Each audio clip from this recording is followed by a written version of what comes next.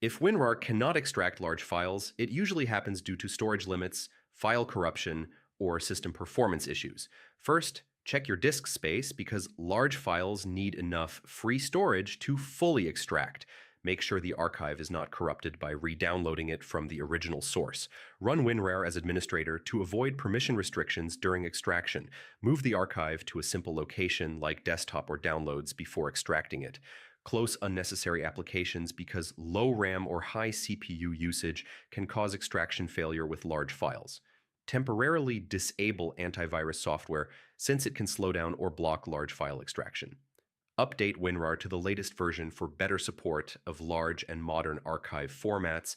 Try extracting the file in smaller parts if the archive is split into multiple volumes. Check if your drive format supports large files, especially on older systems or external drives.